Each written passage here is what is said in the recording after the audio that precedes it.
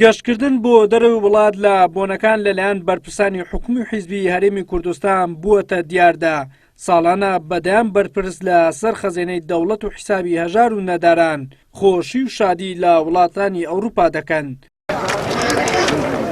ئەم ساڵیش هاوشێوەی ساڵانی پێشوو بەشێکی زۆر لە بەرپرسانی هەرێم بە بۆنەی سەری ساڵ ڕویان لە دەرەوەی وڵات کردووە. ئەمە لە کاتێکدا ئێستا عێراق و هەرێم لە دۆخێکی ناسەقامگیری ئەمنی و داراییدایە پێویستی بەوەیە بەرپرسان پلان بۆ ڕوبەڕووبوونەوەی تەحەدیاتەکان دابڕێژن.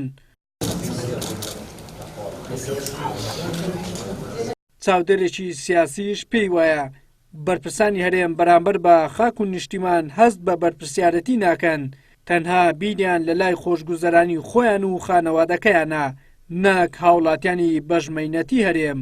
زیاتر ئەوە دەگەێنێ کە بەرپرسان بێباکن، ئەوە لە بێموبالاتی سەرئەگرێ و گرنگی نەدانە بە گۆڕانکاریەکان، بە قەیرانەکان، بە کێشە و گیر و گرفتەکانی وڵات و میلەت. ئەگەرنا لە حاڵەتی ئاوادا دائیمەن بەرپرسان ئەگەر لە دەرەوەی وڵاتیش بن ئەگەڕێنەوە بۆ ناو وڵات بۆ ئەوەی کە بەشدار بن لە چارەسەرکردنی کێشە و قەیرانەکان، نەک لە داخلی وڵاتە بن سەفەر بۆ دەرەوە بکەن.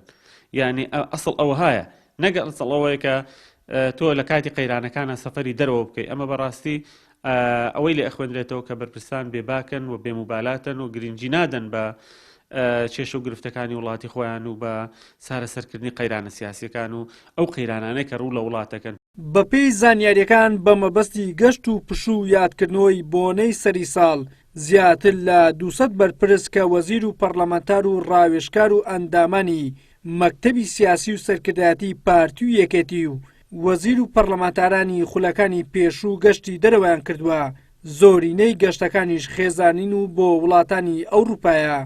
بەداخەوە ئەمە هەز دەکەین کە نەک هەر لە سەری ساڵدا لە هەموو بۆنەویادەکاندا دەسەڵاتداران چینە کەمەکە دەسەڵاتدار هەوڵداتن بەو پارە ناشەرعی کە چنجی کەوتووە لە ئەنجامی ئەو نادادپەروەری و ناشەفاف بوون و تەخشان پەخشانکردنی سەرەت و سامانی ژێرخان و سەرخانی وڵات بۆ هەوەست و کەیف و ڕەفاهەتی شەخسی خۆیان سەرفی دەکەن. لە کاتێکدا کۆمەلگایەک لە دوای خۆیان بەجێ دێڵن، چینێ توێژێکی یەکجار پان و پۆڕی هاوڵاتیان بە دوای خۆیان بەجێ دێڵن کە بەردەوام لە هەڵپە و لە هەوڵی ئەوەدایەکە کەمترین پێداویستەکانی ژانی خۆیان دابین بکەن کە ئەوە سەرەتاترین مافەکانە کە ئەگەر بیانێ ئەوان خەونەکانی خۆیان تاقیقەکەن زۆر ئەستەمە بێن بە دۆلار پارە سەرفکەن لەوەی کە ئەوڕۆ دەسەڵاتداران سەرفی دەکەن. بەداخۆ خۆزگا ئەو پارەیە کە لە دەرەوە سەرف دەکران لە ناو خۆدا سەرف بکرا بایان ئەو دیمەنە جوانەیە کە ئەوان عشقی بوونە و شەیدای بوونە کە هەڵپەی دەرەوەی بۆ دەکەن لێرە ئەو دیزاینە ئەو شارستانیەتە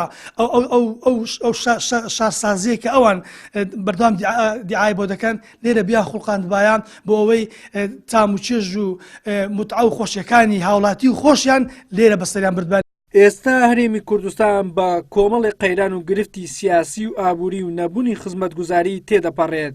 پێویستی بەوەیە بەرپرسان پلانێکی استراتیژی بۆ ڕوبەڕووبوونەوەی ئەو کێشانە دابڕێژن. بەڵام ئەوەی کە جێگای سەرسوورمانە بەرپرسان لە جیاتی بیر لە پلانی درێژخایان بۆ کێشەکان بکەنەوە، بەردەوام خەیاڵیان لە لای گەشت و سەیران و خۆشی خۆیانە، قەیران و مەترسیەکانیشیان سپاردووە بەدەستی قەدەر. وەلی سەلیم، کەناڵی ئاسمانی پێم، هەولێر.